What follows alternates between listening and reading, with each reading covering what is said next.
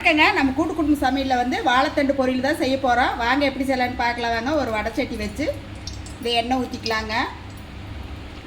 கடுகு, கடலைப்பருப்பு, பெரிய வெங்காயம், பச்சை மிளகாய், கருவேப்பிலை, பொடியை அரைத்து வாழைத்தண்டு தண்ணிக்குள்ளே போட்டு வச்சுருக்கிறேன். இதையும் போட்டுக்கலாங்க. தண்ணிக்குள்ளே போட்டு வச்சுருங்க. பாருங்க, கலர் மாறாமல் இருக்கும். தண்டுக்கு தேவையான உப்பு. தண்ணியெல்லாம் ஊற்ற வேண்டாம். ஒரு தட்டை போட்டு மூடி வைக்கலாங்க. தட்டை எடுத்து பார்த்துக்கலாங்க. பாருங்கள், நம்ம தண்ணியே ஊற்றலை, நல்லா வெந்துருச்சு பாருங்கள். அவ்வளோதான். தேங்காய் துருள் வந்து கொஞ்சம் போட்டுக்கலாங்க. சூப்பராக நம்ம வாழைத்தண்டு பொரியல் வந்து ரெடி ஆகிடுச்சு பாருங்கள். எண்ணெயை ஊற்றுறோம். கடுகு, கடலைப்பருப்பு தாளித்து வெங்காயம், பச்சை மிளகாய் போட்டு வதக்கி விட்டு வாழைத்தண்டு சுத்தம் பண்ணி வச்ச வாழைத்தண்டு போட்டு ஒரு 5 நிமிஷம் வேக விட்டு தேங்காய் துருள் போட்டு எடுத்தால் சூப்பரான வந்து வாழைத்தண்டு பொரியல் வந்து ரெடி.